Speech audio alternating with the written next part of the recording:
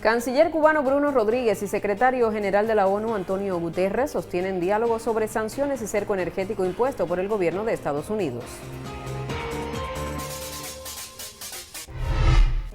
Presidente cubano Miguel Díaz-Canel recorre municipios habaneros, verifica planes económicos y sociales frente al complejo escenario del país.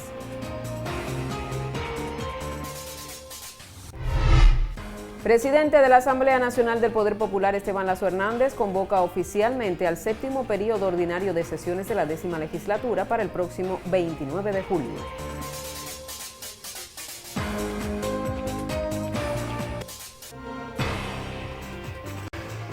Desde La Habana reciba nuestros saludos. Soy Evelyn Delgado y ya le presento las principales noticias de la jornada.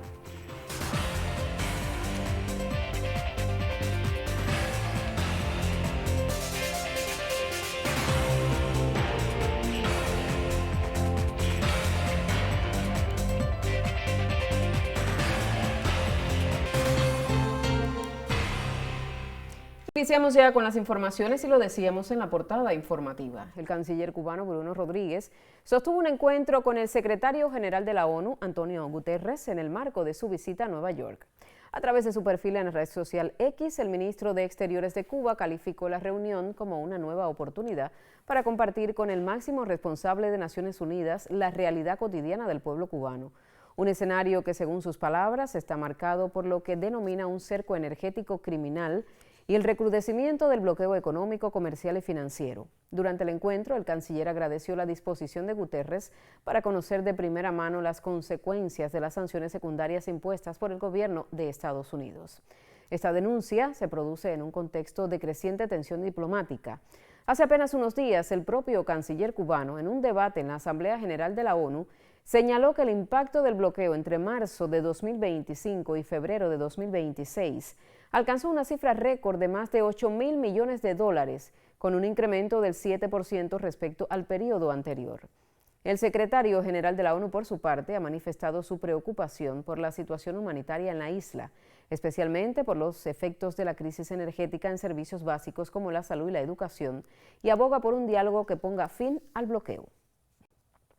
Y ahora destacamos que unas 135 organizaciones populares en Argentina repudiaron al gobierno de Javier Milei por votar en contra de Cuba en la Asamblea General de la ONU, en sintonía con Estados Unidos, que intentó frenar un debate sobre el bloqueo contra la isla. La postura de esas agrupaciones se destacó en un comunicado del Movimiento Argentino de Solidaridad con Cuba, que impulsa actualmente la campaña Estamos con Cuba. En una muestra de servilismo con Donald Trump, traicionando la historia de las relaciones de amistad y colaboración con Cuba, el gobierno cipayo argentino votó junto a Estados Unidos para evitar se tratara en la ONU esa guerra económica genocida contra una isla que es ejemplo de solidaridad con el mundo y con Argentina. Recalcó así la declaración del Movimiento Solidario. Mientras esto ocurre, fuerzas políticas y sociales italianas criticaron la reciente abstención de Roma en las votaciones en Naciones Unidas, al tiempo que demandaron se mantenga el tradicional rechazo al bloqueo impuesto a la mayor de las Antillas. En un editorial titulado Mientras la solidaridad queda en el olvido, se remarcó que la postura asumida por este país parece incomprensible, dada la historia de las relaciones entre los pueblos italiano y cubano. En el texto se señala además que la abstención de Italia no es meramente un acto diplomático, pues muestra una pérdida de autonomía política y una subordinación a la lógica de los grandes bloques de poder. En esta línea, la Asociación Nacional de Amistad Italia-Cuba lamentó que con esta abstención, Italia perdió por enésima ocasión la posibilidad de demostrar independencia, quedando en muy mal lugar a nivel internacional. Asimismo, el Partido Refundación Comunista se pronunció sobre este tema al señalar que esta nación fue una de las pocas de la Unión Europea en adoptar esa postura, lo que calificó como una vergüenza, ya que de esa forma traicionó a Cuba, cuyo pueblo sufre un bloqueo criminal y genocida impuesto por Trump. Hacemos una primera pausa en la emisión. En breve estamos de regreso. Conocerá más de la realidad de Cuba y su gente. Quédese con nosotros.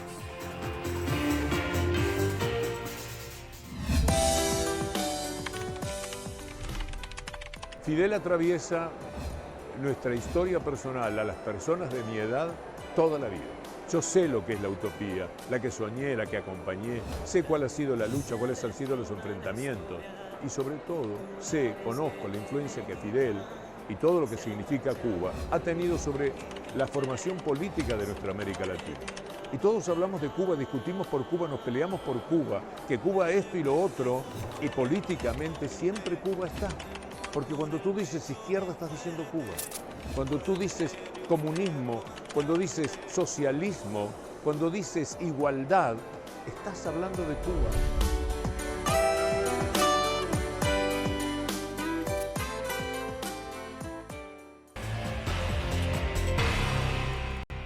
En titulares anunciamos que el presidente de la Asamblea Nacional del Poder Popular, Esteban Lazo Hernández, en uso de las atribuciones que le están conferidas en el artículo 111, inciso C de la Constitución de la República, convocó al 7º periodo ordinario de sesiones de este órgano en su 10ª legislatura a partir de las 9 horas local del día 29 de julio del año en curso en el Palacio de Convenciones de La Habana. La convocatoria publicada este 9 de julio en el sitio web del Parlamento cubano será divulgada a las diputadas y diputados, a los organismos de la Administración Central del Estado y demás órganos y autoridades que corresponda. Asimismo, fue publicada en la Gaceta Oficial de la República y demás medios de comunicación para generar conocimiento.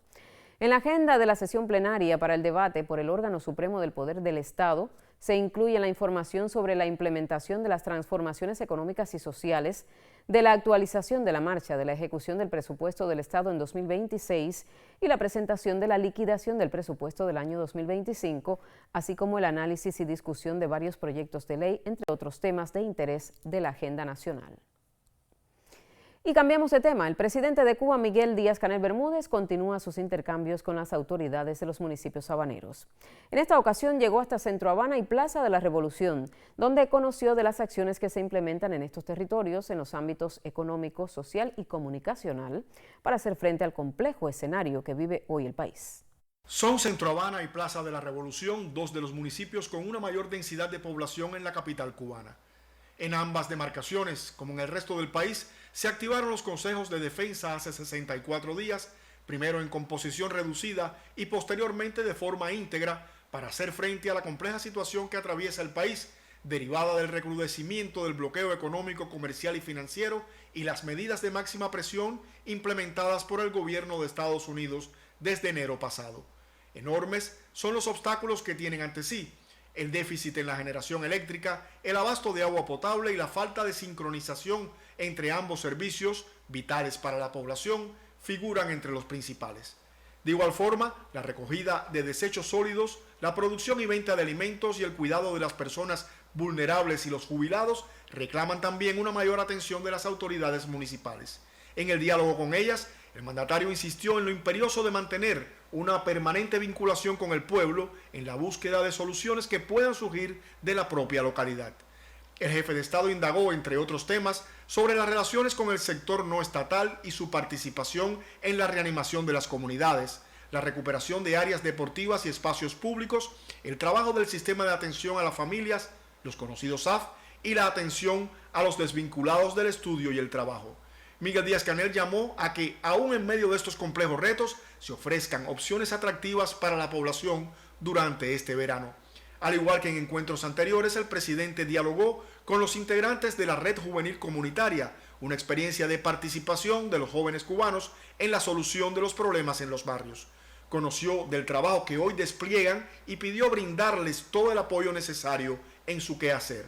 El primer secretario del partido reafirmó que son los municipios los escenarios donde debe ocurrir la verdadera materialización de las transformaciones económicas y sociales aprobadas recientemente en el país, y para ello es imprescindible que asuman su autonomía como vía para desatar las fuerzas productivas que posibiliten iniciar el camino hacia el despegue económico. A la salida del encuentro en Centro Habana, Díaz-Canel intercambió con un grupo de pobladores sobre sus insatisfacciones y a ellos aseguró que desde todas las instancias se trabaja con intensidad y dedicación para buscar soluciones y alternativas a los graves problemas que enfrenta hoy la nación. Como parte de las actividades por el Día Mundial de la Población, a conmemorarse el próximo 11 de julio, se desarrolló en La Habana un conversatorio sobre el cambio demográfico en Cuba y también sobre el desafío para las infancias, adolescencias y juventudes. La periodista Esther Lilian González con los pormenores.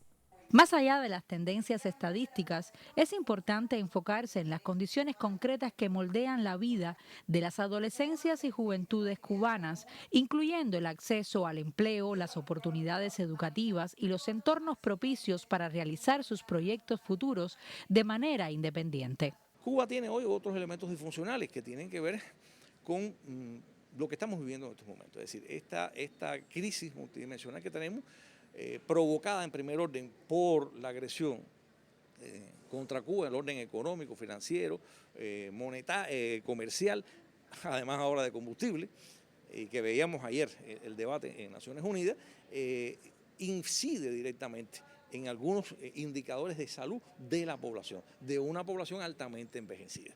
Entonces, lógicamente, se nos ha movido elementos que son paradigmáticos, como era la mortalidad infantil.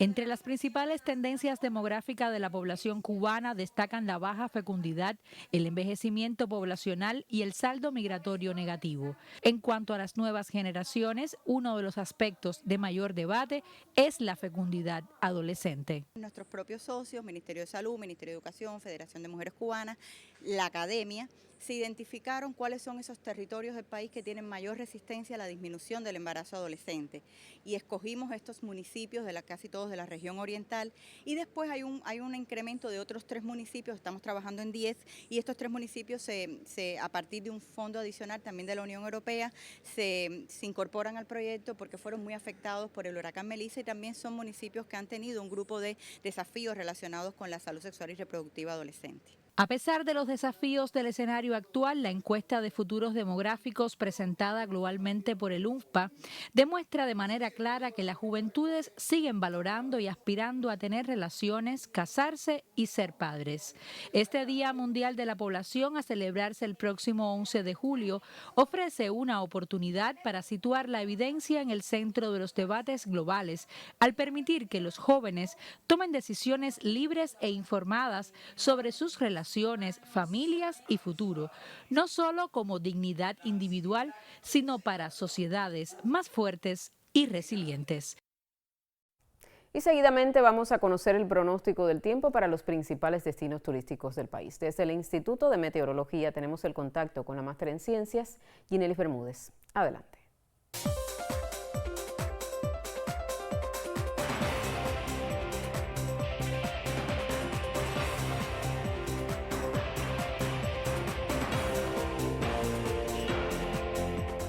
Saludos, es un placer compartir con usted la información meteorológica. Se mantiene sobre Cuba la influencia de las altas presiones que se refuerzan sobre el archipiélago cubano, imponiendo vientos del este, algo fuertes en rachas hacia zonas de la costa norte. Durante la tarde ocurren algunos chubascos y tormentas eléctricas en localidades del interior y sur, incentivados por la presencia de una baja en la altura a unos 9 o 12 kilómetros próxima a la región oriental del país, que en combinación con las altas temperaturas durante el día y los factores a escala local incentivan los procesos de precipitaciones. Para las próximas horas habrá poco cambio en las condiciones del tiempo, estará con sol y algunas nubes en la mañana, se nublará en la tarde en los destinos turísticos de la región occidental con la ocurrencia de algunos chubascos y tormentas eléctricas con temperaturas máximas que alcanzarán valores entre 31 y 34 grados Celsius. En los destinos turísticos de la región central estará amaneciendo parcialmente nublado, en la tarde se nublará con algunos chubascos y tormentas eléctricas con temperaturas máximas entre 31 y 34 grados Celsius, mientras que en la región oriental se mantienen con poco cambio las variables meteorológicas. Se estará amaneciendo con poca nubosidad hacia zonas de la costa norte, parcialmente nublado en el interior y sur, y en la tarde se nublará con algunos chubascos y tormentas eléctricas con temperaturas máximas elevadas, valores entre 33 y 35 grados Celsius. La salida del sol por Punta de Maicí a las 6:21 de la mañana, se pondrá a las 8:27 pasado meridiano por el Cabo de San Antonio y continúa la fase de cuarto menguante. En resumen, para las próximas horas, condiciones de inestabilidad favorables para la ocurrencia de algunos chubascos y tormentas eléctricas durante la tarde, principalmente en localidades del interior y sur del país. Usted continúe en Cuba Visión Internacional. Gracias, Ginelis, por este contacto. El esfuerzo de los vegueros vueltabajeros fue decisivo para el otorgamiento a la occidental provincia de Pinar del Río de la sede por los festejos del 26 de julio, Día de la Rebeldía Nacional en Cuba. En los campos de la mayor productora de tabaco del país también se libra una batalla por la economía nacional.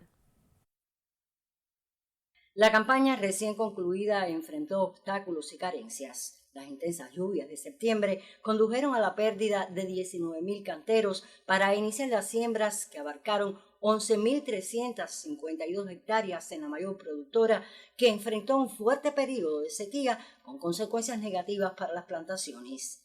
A ello se impuso el esfuerzo de los pegueros insertados al programa de cambio de la matriz energética que asume el Grupo Empresarial Tabacuba. Unas 700 posiciones de riego hacen uso hoy de fuentes renovables y los resultados son palpables en los campos. Con la llegada de los paneles solares y las turbinas, nosotros hemos tenido una mejora muy sustancial en ese sentido y los productores se han embullado a seguir sembrando y hemos incrementado el plan a más de 62 hectáreas. Es decir, que eso ha dado un cambio sustancial en la cooperativa y los productores que han visto la mejoría y el adelanto científico de estas producciones que le hace falta al país. Hoy un renglón fundamental que es la que más está aportando al país, que es el tabaco, y bueno, estamos apoyando en ese sentido al país. Eso no tienes que depender de combustible ni nada, sino del sol, y es regar y regar. No tienes que buscar aceite, ni petróleo, nada. No tiene comparación porque hasta la casa hay beneficencia. En el caso mío, yo tengo mi casa vivienda en el centro de mi casa, de la finca. ¿Ves? No me es distante coger la acumulación de energía fotovoltaica y entrar a la casa. Con un poquito más de ayuda mía, como es lógico. Pero funciona. Me faltaba el sistema de riego porque el sistema de riego era a través de los motores de combustible, que era con combustible, echándole en el tanque. Ahora tenemos los paneles, ya los paneles están instalados y la bomba echando agua con el sol. Que ese sol no nos bloquea a nadie. A la preindustria corresponde en la actualidad la selección y clasificación de la hoja cultivada en Las Vegas, donde se dan los pasos de una nueva campaña que debe vencer los retos de calidad y eficiencia.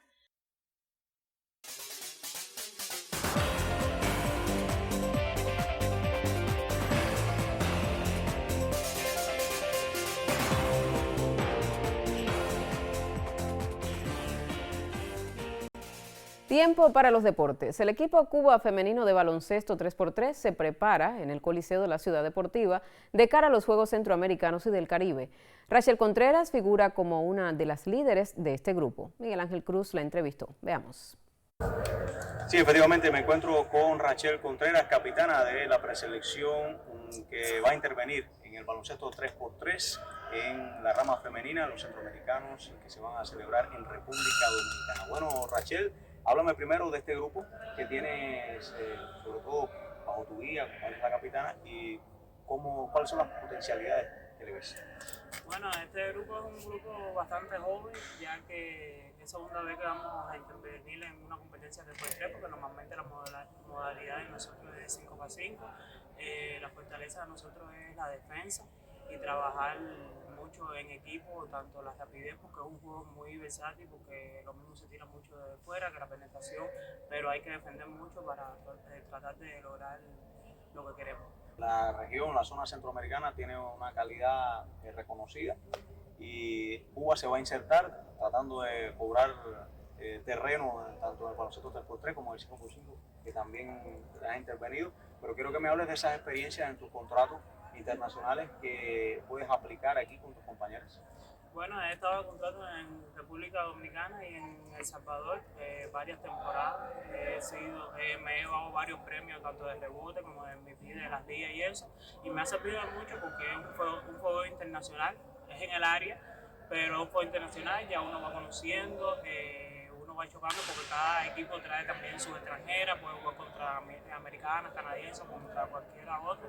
Y a veces en el equipo nacional me desempeño en una posición y después cuando saco el contrato es otra posición, pero me gusta porque es un tanto versátil, porque ya puedo manejar cualquier posición en el baloncesto y me ayuda para cuando yo me incorporo aquí en la selección, ir diciendo a mis compañeras cómo se está jugando a nivel internacional y cómo es que se va moviendo el baloncesto en el área América. Desde el punto de vista del fogueo internacional para enfrentar una competencia de este tipo, ¿cuánto piensas que puede afectar esa falta de roce, esa falta de quizás de amistoso, de estrategia con otro sistema de juego a la hora de enfrentar una competencia como esta? Pienso que afecta mucho porque vamos conociendo los rivales, sí, mediante video y scouting que se hacen, pero el roce de saber de cómo te driblea aquella, de cómo te defiende aquella, no lo sabemos, porque cada cual plantea una situación de juego diferente en cada partido, porque ya que te encuentras en un juego rápido son 10 minutos, por el primero que llega 21, y en el 10 tú puedes jugar 2 y 3 veces, ya te van cauteando, pero si no chocamos con la verdad, como se dice, con otro equipo, que va a participar en ese tipo de competencia, con mujeres, porque aquí hay varones que nos están ayudando, pero no es lo mismo tirarle a un varón que tirarle a una mujer, y estamos jugando entre nosotras mismas y a veces entre nosotras mismas cansancio, el agotamiento, no podemos reflexionar en qué nos equivocamos, en qué es lo que estamos haciendo bien, qué estamos haciendo mal, pero sí va a influir muchísimo. Desde el punto de vista individual, ¿dónde te sientes más fuerte? ¿Cómo has crecido durante estos años enfrentando una disciplina como esta que no tiene nada que ver al baloncesto de 5? Bueno, me siento más fuerte en mi juego interior, que es lo mismo que el 5x5, pero bueno, mejora mucho mi tiro perimetral porque tengo que jugar también por fuera, porque aquí solamente no es jugar interior, pero el tiro perimetral lo hemos mejorado mucho porque los entrenadores ponen muchas sesiones de tiro de 2 puntos, porque dicen que el que más mete es el que más gana, es cierto, y entonces no podemos ir ahí sin esa área exterior de meter de 2, porque si jugamos de 1 en 1 y el otro equipo nos mete de 2, tenemos el riesgo también de perder, y entonces estamos, como se dice, afilando la puntería para también jugar de 2. Bueno, pues conversamos con Rachel Contreras, una jugadora clave dentro de esta selección que se va a integrar en tan solo unos días de cara a los Juegos Centroamericanos y del Caribe. Muchísimas gracias. Muchas gracias. Y éxito en la competencia. Gracias. Concluyen así los deportes y pasamos a informaciones culturales. Recién concluyó el Festival del Caribe en Santiago y su desarrollo fue un ejercicio de rigor tanto en lo académico como en lo artístico. Trascienden las declaraciones de Orlando Vergés, director de la Casa del Caribe, cuando afirmó que en los años venideros habrá Fiesta del Fuego en Santiago. Así lo reafirma el siguiente trabajo. Santiago de Cuba le hizo reverencia a la cultura popular tradicional. Se logró la 45 edición ininterrumpida de la Fiesta del Caribe. 10 países asistieron a esta ceremonia mayor que se vivió como una edición homenaje a lo fundacional. Los académicos intercambiaron saberes, se fue hasta las comunidades, se estuvo cerca del hombre y la mujer comunes y los portadores, como es habitual, acompañaron. Abel Prieto, visionario desde entonces, lo calificó como el único evento en Cuba en el que se prolongaban las sesiones teóricas en la calle, en tanto que el teórico que podía reflexionar sobre diferentes aspectos de la cultura cubana y caribeña, continuaba esos diálogos en la calle. El investigador con el portador, los portadores entre sí, porque el festival es un evento en el que la gente se reconoce. Fue Santiago y su festival plataforma de solidaridad con Venezuela. Se recibió ese abrazo del Caribe como apoyo a las mejores causas de Cuba. Colombia y Haití tuvieron hogar en esta fiesta de la cultura popular tradicional. La Casa del Caribe trabaja con la misma dinámica que vive nuestra gente en las comunidades, que vive en nuestros grupos. Y hay una plataforma que son las comunidades, que son los barrios, y de ahí salen los líderes, de ahí salen los grupos. En la comunidad Portuondo fue ese ritual de cierre que es la quema del diablo. Es costumbre hacerlo frente al mar, pero en esta ocasión la ceremonia bautizó con fuegos y toques de tambores a los portadores comunes que están en las comunidades. La garantía del festival está en la gente común, está en el ciudadano de a pie, está en la gente que tiene como recurso de vida, más que todo, las expresiones de la cultura popular que le han protegido. Concluyó Festival del Caribe en su edición 45. Para el 2027 se vivirá la Fiesta del Fuego en Santiago de Cuba. Robier Mesa y Karina Sotomayor, Cubavisión Internacional. Vamos al cierre. 2 jóvenes ingenieros civiles de la empresa de construcción y montaje de la provincia de Santi Espíritus asumen sus primeras responsabilidades profesionales en uno de los parques solares de ese territorio al centro de Cuba. Poner en práctica los conocimientos adquiridos durante 5 años de estudio y beber de la experiencia de los más experimentados han sido sus mayores motivaciones. Son jóvenes que asumen tareas de alto impacto social. Por vez primera ponen los conocimientos teóricos en una obra constructiva y esa profesión que aún huele a nueva comienza a cobrar vida. Es la primera porque como tal estábamos en la empresa y no estábamos realizando ninguna labor. Nos mandaron para aquí, estamos súper orgullosos de contribuirle al país y en esta labor súper importante. Yo empecé aquí en septiembre y al principio tomaba mediciones de la barrenación para los piralotes que estuvieran bien, después cogí el control de la factura de los trompos de hormigón. Toda la documentación técnica de la obra, hemos estado a pie de obra detrás de la fundición, en las mesas, repartiendo paneles, con los tornillos, todo. Los ingenieros Darelmis Rodríguez y Miguel Antonio Díaz llegaron a la empresa de construcción y montaje hace pocos meses, después de egresar de la Universidad Central Marta Abreu de Villa Clara. Ahora se les ve entre planos, palas y obreros que ejecutan con precisión cada orden técnica. Bueno, me levanto a las 6:30 porque mi compañerito tiene que coger ese rayo blanco y se demora un poquitico, pero bueno, me levanto a las 6:30 y nos vamos 6 y pico o 7 de la noche en esta hora. ¿Hay días de la semana para ti? Ninguno.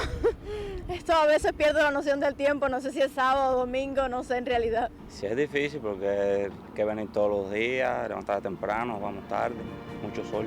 Entre la sonrisa inquieta de Darelmis y la timidez aparente de Miguel Antonio, el sol parece ganar intensidad en el Parque Solar del Meso, la primera obra que lleva los trazos profesionales de estos dos ingenieros civiles, talentosos jóvenes que fortalecen el gremio de los cascos blancos en Sancti Spiritus. Bueno, el primer choque fue durísimo con el fango, con el sol, rodeada de hombres totalmente, pero me han entendido súper bien, me han apoyado, me han ayudado y me han enseñado realmente cómo funciona todo, cómo se trabaja. He chocado con la realidad. Es muy importante porque uno aprende mucho de ellos. Nosotros prácticamente no tuvimos experiencia en obra y con ellos aprendemos bastante. Pero me encanta lo que estoy haciendo. Así concluye esta emisión de Cuba Noticias. Otras informaciones en próximos espacios también en las plataformas digitales. A usted, gracias por informarse con nosotros.